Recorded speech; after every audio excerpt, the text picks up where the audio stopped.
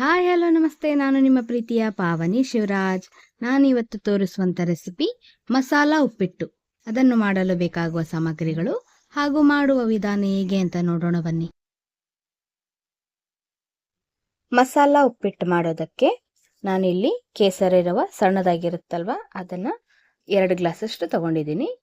ಎಣ್ಣೆ, ಸಾಸಿವೆ, ಜೀರಿಗೆ, ಕಡಲೆಬೇಳೆ, ಉದ್ದಿನಬೇಳೆ, ರುಚಿಗೆ ತಕ್ಕಷ್ಟು ಉಪ್ಪು, ಸಾಂಬಾರ್ ಮಸಾಲ, ವಾಂಗಿಬಾತ್ ಮಸಾಲ, ಅಚ್ಚ ಖಾರದ ಪುಡಿ, ಸ್ವಲ್ಪ ಶಾವಿಗೆ,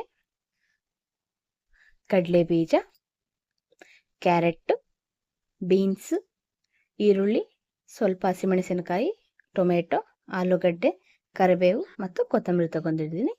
ಈಗ ಮಾಡುವ ವಿಧಾನ.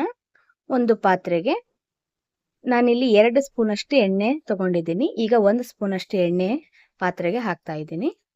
ಎಣ್ಣೆ ಬಿಸಿಯಾದ ನಂತರ 2 ಗ್ಲಾಸಷ್ಟು ರವೆ ಹಾಕ್ತಾ ಇದ್ದೀನಿ. ನಂತರ ಸ್ವಲ್ಪ ಶಾವಿಗೆ ಹಾಕ್ತಾ ಇದ್ದೀನಿ. ಈಗ ಇದನ್ನ ಚೆನ್ನಾಗಿ ಹುರ್ಕೋಬೇಕು. ಈ ತರ ಹುರಿದು ಮಾಡೋದ್ರಿಂದ ಉಪ್ಪಿಟ್ಟು ಗಂಟು ಆಗೋದಿಲ್ಲ ಮತ್ತು ಟೇಸ್ಟಿಯಾಗಿ ಕೂಡ ಬರುತ್ತೆ. ಚೆನ್ನಾಗಿ ಹುರಿಬೇಕು. ನೋಡಿ, ನಾನು ಈಗ ಹುರಿದು ಒಂದು ಕಡೆ ಎತ್ತಿ ಇಟ್ಕೊಂಡಿದ್ದೀನಿ.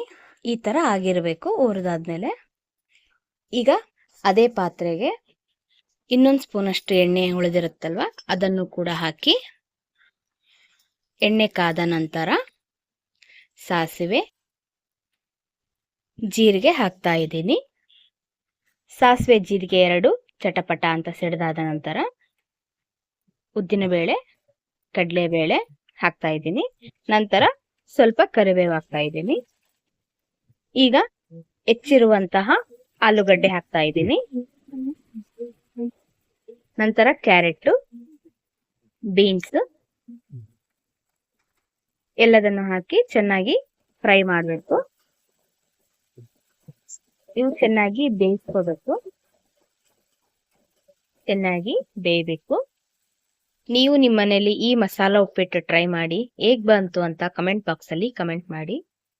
ನೋಡಿ, ಈಗ ಎಲ್ಲವೂ ಚೆನ್ನಾಗಿ ಬೆಂದಿದಾವೆ. ನಂತರ ಈರುಳ್ಳಿ ಹಾಕ್ತಾ ಇದ್ದೀನಿ. ಈರುಳ್ಳಿ ಸ್ವಲ್ಪ ಕಂದು ಬಣ್ಣ ಬರೋವರೆಗೂ ಬಾಡಿಸ್ಕೋಬೇಕು.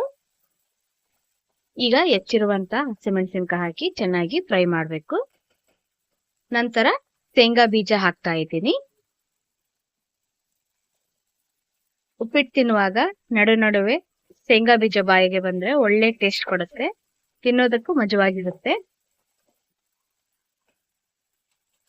ನನ್ನ ಚಾನೆಲ್ನ ಮೊದಲೇ ಸಲ ನೋಡ್ತಾ ಇರೋರು ಪ್ಲೀಸ್ ಸಬ್ಸ್ಕ್ರೈಬ್ ಮಾಡ್ಕೊಳ್ಳಿ. ಹಾಗೆ ಪಕ್ಕದಲ್ಲಿರುವ ಬೆಲ್ ಬಟನ್ ಕೂಡ ಕ್ಲಿಕ್ ಮಾಡಿ. ಈಗ ಚೆನ್ನಾಗಿ ಫ್ರೈ ಆಗಿದಾವೆ. ನಂತರ ಟೊಮೆಟೊ ಹಾಕ್ತಾ ಇದ್ದೀನಿ. ಟೊಮೆಟೊ ಹಾಕಿ ಟೊಮೆಟೊ ಚೆನ್ನಾಗಿ ಸಾಫ್ಟ್ ಆಗಬೇಕು. ನೋಡಿ, ಈಗ ಟೊಮೆಟೊ ಚೆನ್ನಾಗಿ ಸಾಫ್ಟ್ ಆಗಿದೆ. ಈಗ ಇದಕ್ಕೆ ಕೊತ್ತಂಬರಿ ಹಾಕ್ತಾ ಇದ್ದೀನಿ.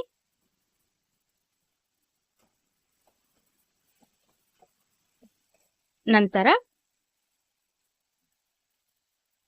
2 ಟೇಬಲ್ ಸ್ಪೂನ್ ಅಷ್ಟು ಅಚ್ಚ ಖಾರದ ಪುಡಿ, 2 ಸ್ಪೂನು ಸಾಂಬಾರ್ ಮಸಾಲ, 2 ಸ್ಪೂನು ವಾಂಗಿಬಾತ್ ಮಸಾಲ ಹಾಕ್ತಾ ಇದ್ದೀನಿ ಮತ್ತು ರುಚಿಗೆ ತಕ್ಕಷ್ಟು ಉಪ್ಪು ಹಾಕ್ತಾ ಇದ್ದೀನಿ. ಎಲ್ಲದನ್ನು ಹಾಕಿ ಚೆನ್ನಾಗಿ ಕಲಿಸ್ಬೇಕು. ನಂತರ 1 ಗ್ಲಾಸ್ ರವಕ್ಕೆ 2 ಗ್ಲಾಸ್ ಅಷ್ಟು ನೀರಂಗೆ 2 ಗ್ಲಾಸ್ ರವಕ್ಕೆ 4 ಗ್ಲಾಸ್ ನೀರು ಹಾಕ್ತಾ ಇದ್ದೀನಿ. ಈಗ ನೀರನ್ನು ಅಳತೆ ಮಾಡಿ ಇಟ್ಕೊಂಡಿದ್ದೀನಿ. ಈಗ ಒಗ್ಗರಣೆಗೆ ಹಾಕೋಣ. ಈಗ ನೀರು ಚೆನ್ನಾಗಿ ಕುದಿಬೇಕು. ಈ ತರ ಒಂದು ಪ್ಲೇಟ್ ಮುಚ್ಚಿದ್ರೆ ನೀರು ಬೇಗನೆ ಕುದಿಯುತ್ತೆ. ನೋಡಿ, ನೀರು ಕುದಿತಾ ಇದ್ದಾವೆ. ಈಗ ಇನ್ನೊಂದ್ಸಲ ಉಪ್ಪು ನೋಡ್ಕೊಂಡ್ಬಿಡಿ. ಕಮ್ಮಿ ಆಗಿದ್ರೆ ಈಗಲೇ ಹಾಕ್ಬೋದು. ನಂತರ ಹುರಿದಿರುವಂತಹ ರವನ ಈಗ ಹಾಕ್ತಾ ಇದ್ದೀನಿ. ರವಾನ ನಾವು ಮೊದಲೇ ಹುರ್ಕೊಂಡಿರ್ತೀವಲ್ವಾ, ಹಾಗಾಗಿ ಉಪ್ಪಿಟ್ಟು ಗಂಟು ಆಗೋದಿಲ್ಲ.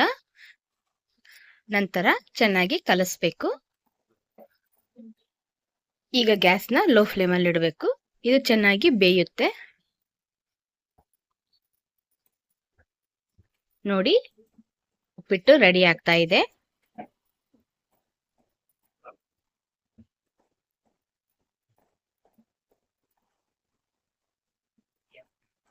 ಚೆನ್ನಾಗಿ ಕಲಸಿದ ನಂತರ ಸ್ವಲ್ಪ ಮುಚ್ಚಳನ ಮುಚ್ಚಿ ಬೇಯಿಸ್ಕೊಂಡ್ರೆ ಉಪ್ಪಿಟ್ಟು ರೆಡಿ ಆಗುತ್ತೆ.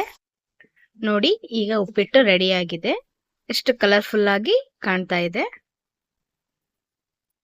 ಈ ವಿಡಿಯೋ ಇಷ್ಟ ಆಯ್ತು ಅಂದ್ರೆ ಲೈಕ್ ಮಾಡಿ, ಶೇರ್ ಮಾಡಿ, ಪ್ಲೀಸ್ ಸಬ್ಸ್ಕ್ರೈಬ್ ಮಾಡಿ. ಹಾಗೆ ಪಕ್ಕದಲ್ಲಿರುವ ಬೆಲ್ ಬಟನ್ ಕೂಡ ಕ್ಲಿಕ್ ಮಾಡಿ. ನನ್ನ ಎಲ್ಲಾ ಹೊಸ ವಿಡಿಯೋಸ್ ನೋಟಿಫಿಕೇಶನ್ ನಿಮಗೆ ಮೊದಲು ಬರುತ್ತೆ. Thank you for watching.